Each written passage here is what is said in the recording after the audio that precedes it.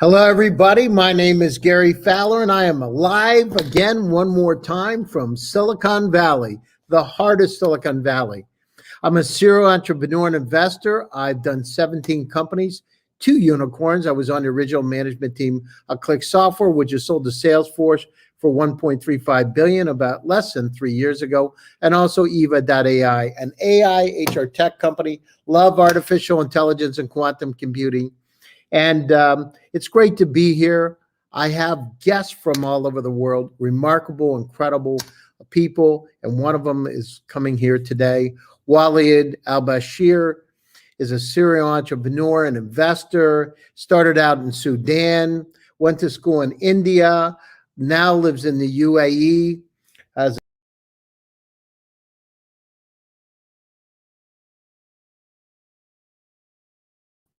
all over the world. Sorry about that. Something went south for a second, but involved in a company's. Actually, I hit my finger, hit the button by mistake. So sorry about that. Anyhow, it's great to have him here today. It's great to have each and every one of you here today. So with that, Walied, how you doing today? I'm doing great, Gary. Thanks for hosting me. Yeah, I got so excited, my finger hit the switch. Okay. And so, no, it's great to. So, tell me a little bit about it. So, you grew up in Sudan, then you went to India. What was it like in Sudan? What's it like there? Yeah, I studied in Sudan until finishing up the high school, and once finishing up the high school, I landed into admission in India, particularly Pune. Well, but how did you do that? I don't understand. How did you say, oh, I want to go to India to school? Was it like, it's like, one day you woke up and said, I want to go to India to university, or how did that come about? No, actually, we had a family friend who was studying there. So I see. Brought up the suggestion. He brought up the suggestion, and then we asked him to get an admission and all this stuff. And then I started there in 1993, actually. And interesting story, in 1995, I just came from summer vacation, and I was sitting with a friend of mine in India. And he told me, Waleed, there's something called the internet. You have to check it out. Mm-hmm. And what year was that? It was 1995. I remember, something, I'll tell you a story. I was doing some work with Sun Microsystems. I'll never forget that. This is before browsers. And one of my engineers said, there's this really cool thing, the internet. And I said, well, how do you know what site to go through? And he said, well, let me do this. I'll print them. He printed me a stack of websites like this, of sites, right? Oh. URL. And I'm like, how do I go through this? Somebody's got to put something together, go through it. I can't. Nobody's going to keep, shuffling through these. Well, lo and behold, right? Yeah, right. So I told him, what is it? He told me it's a bunch of computers connected together. And then I tried to visualize the stuff. That time we've been doing DOS and, JavaScript at most, and stuff like that. And then I told him, okay, how would I check it? He said, there is a research institute next to the university. You could go there, and then they can let you in for 15 or 20 or 20 minutes. Now, next day I went there, and I think I spent half of my monthly money in that 30 minutes. It was so expensive that you could live almost for 10-15 days with that much amount of money. And all, and I remember first. Well, was it worth it, Waleed? Was it worth it? It was for me now. Just going, backwards. It was really worth it, and all. So I went there. The guy has been guiding me. We opened Alta Vista, that time before the Google and oh, yeah, sure, and the stuff, And I searched. I remember I searched for Cindy Crawford. It was a famous model by that time. Yeah. No, I remember Cindy Crawford, the little dimple and everything, the mole, actually. Yeah, the mole, yeah. So I got some information and all, and I was like, oh, that's great.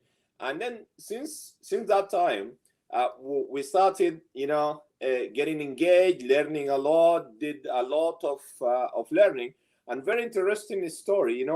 I did most of my learning from an orphan guy called Shafiq.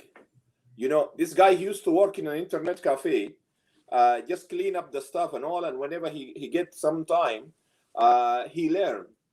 And then we come and sit with him, and he tell us, you can do this, you can do that, you can sort of self-running. Wow. Very interesting story. That's about 26 years ago now. Wow, amazing. You brought up the term internet cafe. I haven't heard that for a long time. I remember going over to Russia, and I would go over to Russia, and you had to go on these computers at the internet cafe if you wanted to check out the internet. And I remember sitting on those computers in Moscow and St. Petersburg to log in, to be able to communicate, to send email versus via AOL. AOL, yeah. AOL and MRC chart and all this. This is vintage now. Vintage, I remember. That's amazing, actually. But it's funny. It seems like yesterday, doesn't it? Yeah, it is. It is. But again, the way we see the communication right now with the new generation, with our kids and everybody, it has gone very, very far, into, people used to communicate with letters, we used to have like some sort of, somebody will wait in some phone box, anticipating that somebody will call. And then when he called, they tell him after half an hour or 1 hour, then they go and call the person. It was very, very complicated by that time.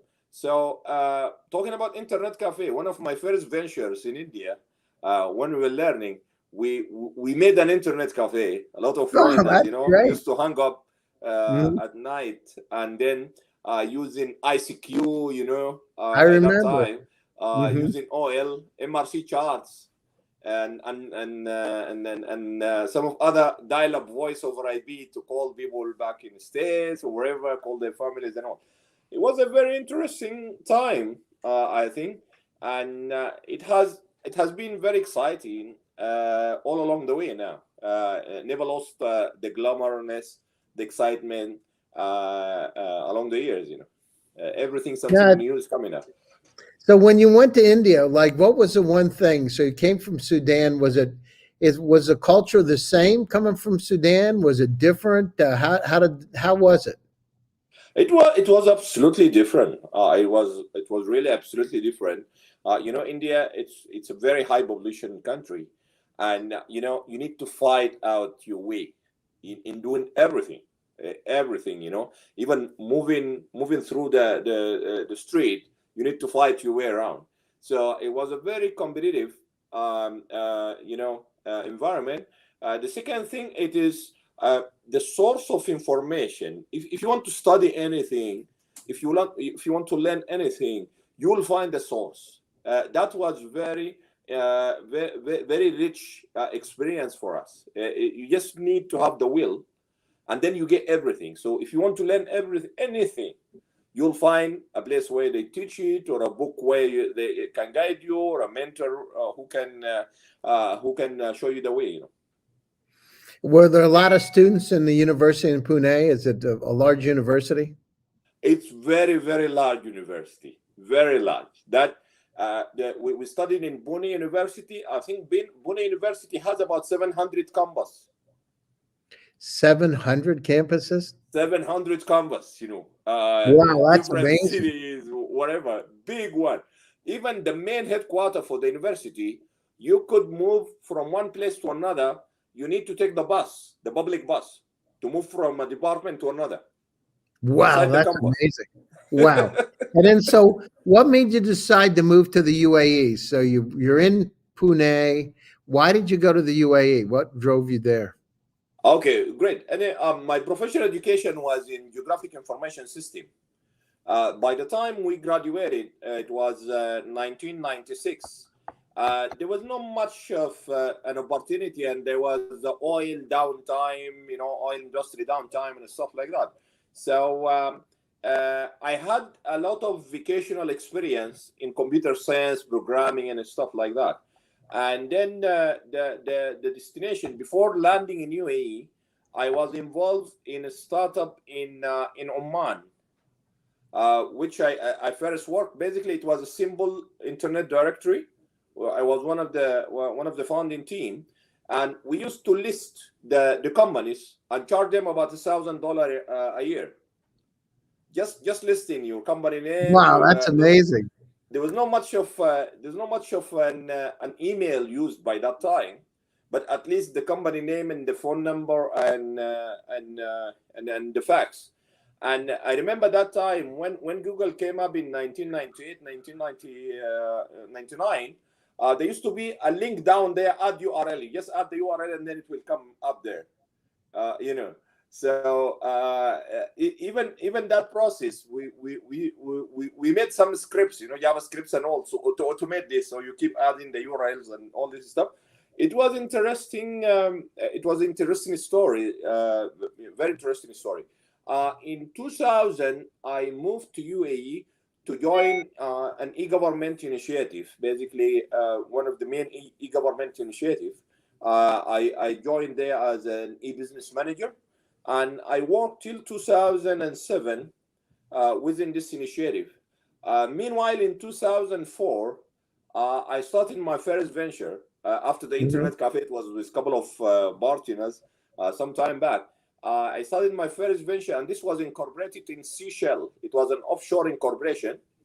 And it came up from, there were so many people asking me regarding hosting, how to come around, putting domain names, putting stuff, which was not taught directly, like that. So we established this company and start, renting Linux boxes and slicing them, and then offering them as or selling them as a specific hosting package. It was a very interesting experience, and that's lasted up to 2006 or 2007. In 2007, with a couple of other founders, we established something called X-Data.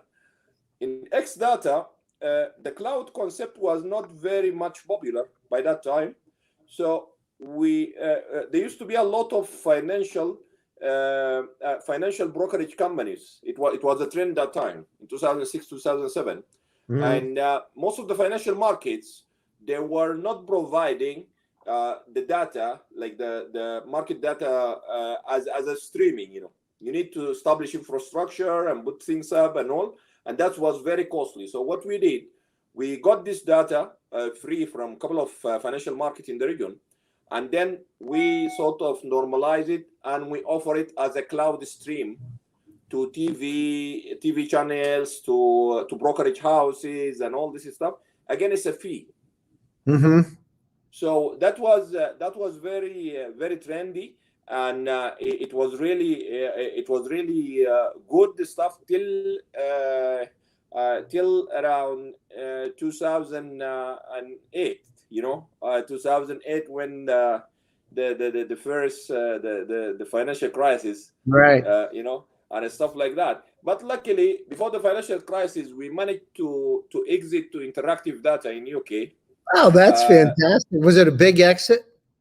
It was fairly okay. We were planning for very much bigger than that. But, when we anticipated the financial crisis in 2008 and all this stuff. So it was a fair game, and it was a good experience. And you got out you got out at the right time too. It's at the right time. At the right time, yeah. So that was one of the main venture that we had. The roller coaster sort of stuff. You need to take hard decisions and stuff like that.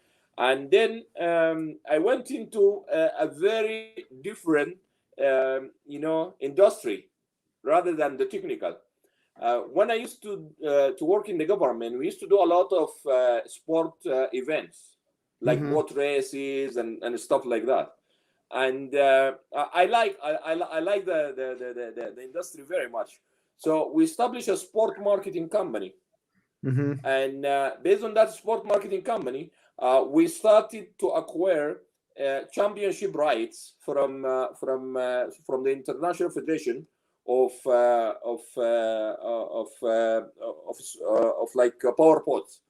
So and then we started having a small tournament. So we had what is the championship right? So you had championship right. We had the F2 power pod championship. Oh, I got it. That must have been really cool. Really interesting. Yeah, it was very cool. So ultimately, we got the F2 powerboat championship at World Cup, apart from North and South America, but the whole other countries we used to organize this, and particularly we started with local tournaments, and then country level tournament. Local tournament, country level tournament, regional tournament, like continental, and then eventually started organizing races right from Latvia up to Kutikanibalo. And from Wait a up in minute. the Baltic. And did you live in Latvia too? I visited many. I visited many times. Whenever we have a sort of race, then we have to stay there for like 15 days or a month. To receive the stuff, to make the arrangement and all this stuff till the race is concluded. So that was very interesting, sort of venture, and it's very exciting. We reached a level. We used to do like 12 races a year, and basically the constraint was only moving containers from one place to another. Otherwise we'd have done more. So this was. Now, do you like boat racing? Are you a boat racer, Walied? I'm not a racer, but I like the industry very much. I like it very much. Do you like to ride in the boats, or you just like to watch? You're on mute. You're on mute. I can't hear. Okay, can you hear me now? Yeah, I hear you now. Okay, I like to watch. I like to ride, but not like a professional. I haven't gone through endurance and stuff that's like cool. that. Yeah, it's very exciting. Yeah, till today, I've got most of the champion for F2 boat races. They're friend of mine. We keep in touch till today, and all this stuff. Like Cabellini, like Samicello, the many of them. We had really great time during this period. So we had to conclude this in 2009 again after some time.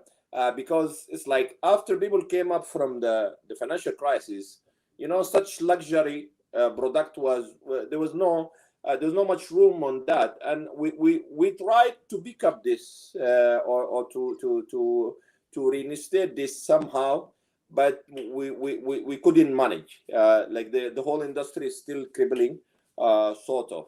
So I went through from 2011.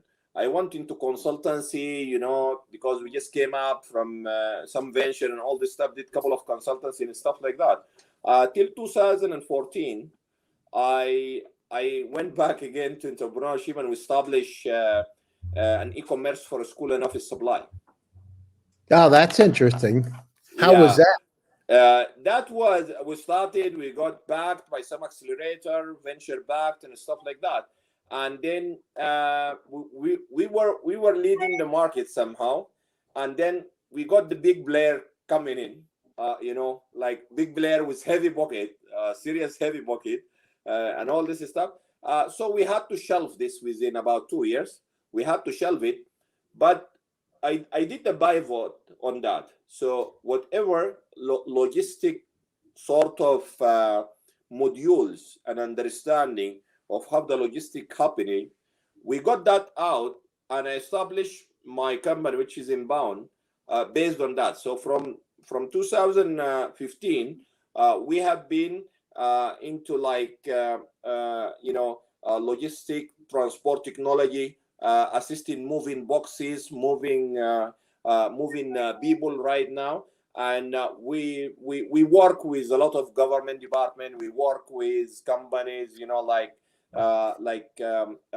major airlines, post offices, e-commerce. basically facilitate their planning, optimization, monitoring of the routes, getting their stuff more efficient. And we recently also do a lot of AI and machine learning in terms of route optimization, space optimization, driver behavior monitoring, and all this stuff. And recently, the last product we have launched advanced driver assistance system, basically guiding the driver on how to do, and driver monitoring system. And it has been very it has been a good learning experience, So what do you monitor? You say drivers monitoring. What do you monitor for the driver? What do you look at? The eyes, or do you look at the body language, or what are you monitoring? See, we have two parts. One part is monitored through the IoT that's built in the device, in terms of with the gyroscope, accelerometer, and monitoring the velocity, monitoring the speed, and all this stuff. And then, so you're looking at the truck or the vehicle, correct? Yeah, basically within the truck of the vehicle. But right now, I got it. Okay. For the last 2 years, now we start having AI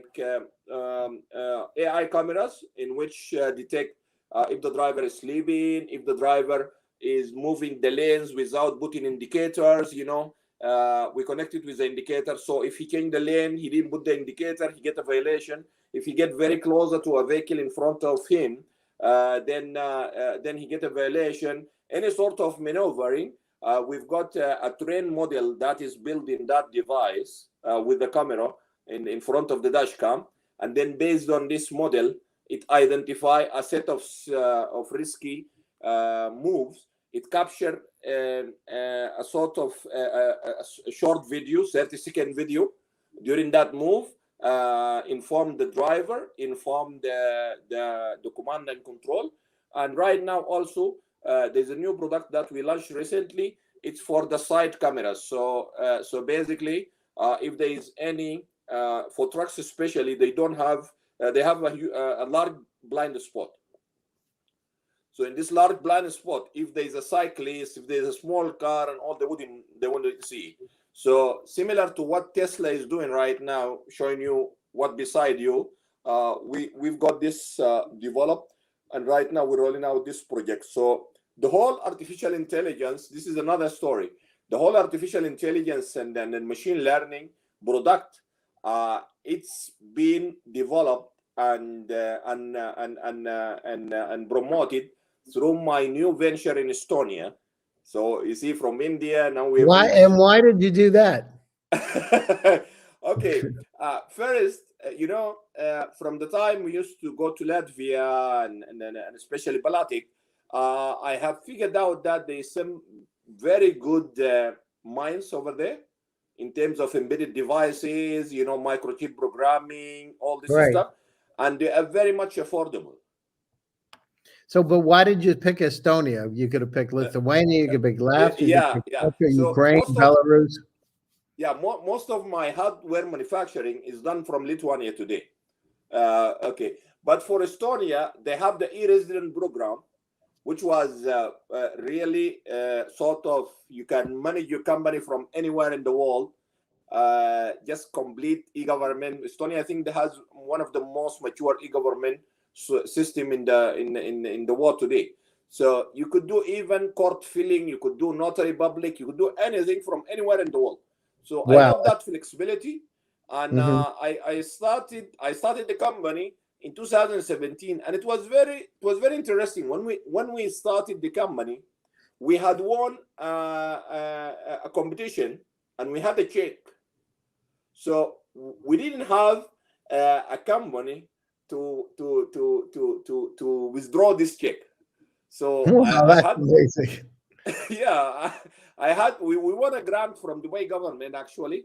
In that competition, it was regarding driver behavior and AI, in like basically automotive AI and all. So I find out, establishing the company online was very easy, and all established the company, got everything, withdraw our grant, and then we find out that there are plenty of good programmers there, plenty of good hardware designers and all this stuff in a very affordable way. The place is very contained, you know, Tallinn, it's very contained, easily to And manage.